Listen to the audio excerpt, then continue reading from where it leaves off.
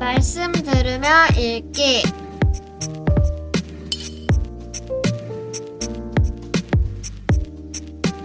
마가복음 12장 아가페 쉬운 성경. 예수님께서는 비유로 사람들에게 말씀하기 시작하셨습니다. 어떤 사람이 포도밭을 가꾸었다. 그리고 주위에 담장을 치고 포도즙을 짤 구덩이를 파고 망대를 세웠다. 그리고 포도밭을 농부들에게 빌려주고 여행을 떠났다.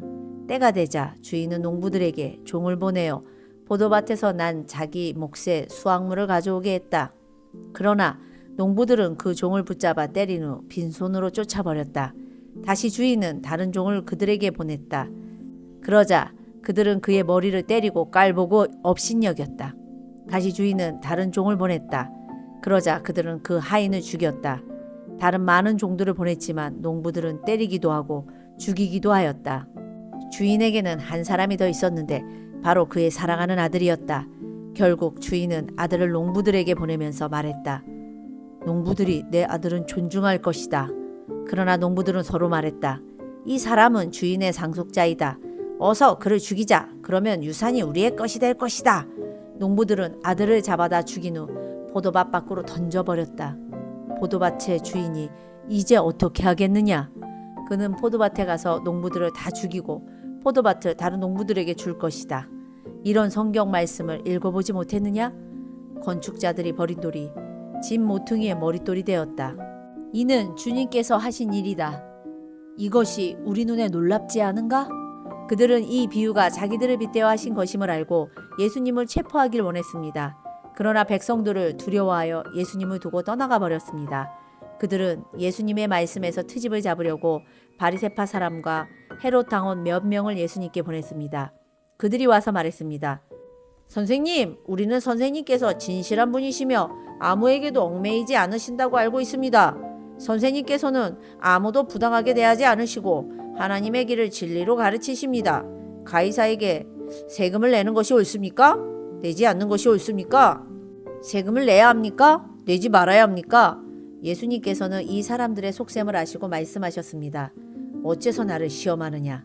데나리온 1개를 가져와서 나에게 보여라. 그들이 은전 1개를 가져왔습니다. 예수님께서 물으셨습니다. 이것은 누구의 얼굴이며 누구라고 씌어 있느냐? 그들이 대답했습니다. 가이사입니다. 예수님께서 그들에게 말씀하셨습니다. 가이사의 것은 가이사에게 주어라. 그리고 하나님의 것은 하나님께 바쳐라. 그들은 예수님의 말씀에 놀랐습니다. 부활이 없다고 주장하는 사두개파 사람 몇 명이 예수님께 왔습니다. 그리고 예수님께 질문을 했습니다.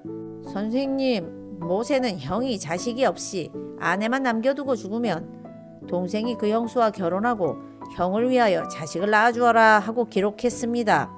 7 형제가 있었는데 맏형이 결혼하고 자식이 없이 죽었습니다. 그래서 둘째가 형수와 결혼을 했는데 역시 자식이 없이 죽었습니다. 셋째도 마찬가지였습니다. 7 형제 모두가 자식을 남기지 못했습니다. 나중에 여자도 죽었습니다. 그러면 다시 살아날 때 그 여자는 그들 중에 누구의 아내가 되겠습니까? 7 형제가 모두 그를 아내로 맞이했으니 말입니다. 예수님께서 대답하셨습니다. 너희가 성경도 모르고 하나님의 능력도 몰라서 잘못 생각하는 것이 아니냐? 사람들이 죽은 사람들 중에서 다시 살아날 때에는 장가도 가지 않고 시집도 가지 않는다. 그들은 마치 하늘에 있는 천사처럼 될 것이다. 죽은 사람이 다시 살아나는 것에 대해서는 모세의 책에 기록된 떨기나무 대목에서 하나님께서 모세에게 어떻게 말씀하셨는지를 읽어보지 못했느냐? 하나님께서 모세에게 나는 아브라함의 하나님, 이삭의 하나님, 그리고 야곱의 하나님이다 라고 말씀하시지 않았느냐? 하나님께서는 죽은 사람들의 하나님이 아니라 살아있는 사람들의 하나님이다. 너희가 크게 잘못 생각하고 있다. 율법학자 가운데 한 사람이 다가와서 논쟁하는 것을 들었습니다. 예수님께서 사두개파 사람들에게 잘 대답하시는 것을 보고 그가 물었습니다. 모든 계명 중에 어떤 것이 가장 중요합니까? 예수님께서 대답하셨습니다. 가장 중요한 계명은 이것이다. 이스라엘아 들어라. 주 우리 하나님은 한 분이시다. 내 모든 마음과 모든 영혼과 모든 뜻과 모든 힘을 다하여 주 너희 하나님을 사랑하여라. 두 번째로 중요한 계명은 이것이다. 내 이웃을 내 몸과 같이 사랑하여라. 이 계명들보다 더 중요한 계명은 없다. 율법학자가 예수님께 말했습니다. 옳습니다. 선생님, 하나님께서는 한 분이시고 그 외에는 다른 신이 없습니다. 모든 마음과 모든 지식과 모든 힘을 다하여 하나님을 사랑하고 이웃을 자기 자신처럼 사랑하는 것이 다른 모든 번제물이나 희생제물보다 더 중요합니다.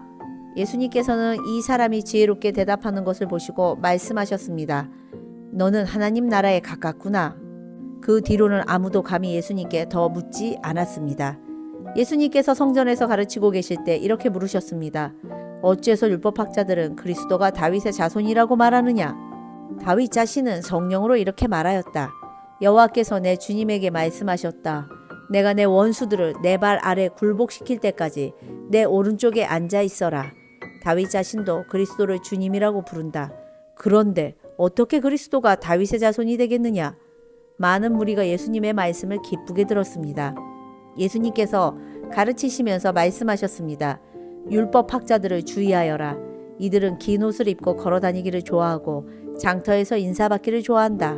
이들은 회당에서 높은 자리를 좋아하고 잔치에서도 윗자리를 좋아한다. 이들은 과부의 집을 삼키며 사람들에게 보이기 위해 길게 기도한다. 이런 사람들은 더 큰 심판을 받을 것이다. 예수님께서 헌금함 맞은편에 앉으셔서 사람들이 어떻게 헌금하는가를 보셨습니다. 여러 명의 부자들이 많은 돈을 헌금했습니다. 가난한 과부가 와서 랩돈 동전 2개, 즉 한 고드란 틀을 넣었습니다. 예수님께서 제자들을 부르신 후 말씀하셨습니다. 내가 너희에게 진정으로 말한다. 이 가난한 과부가 헌금함에 돈을 넣은 다른 모든 사람들보다 더 많이 헌금을 하였다.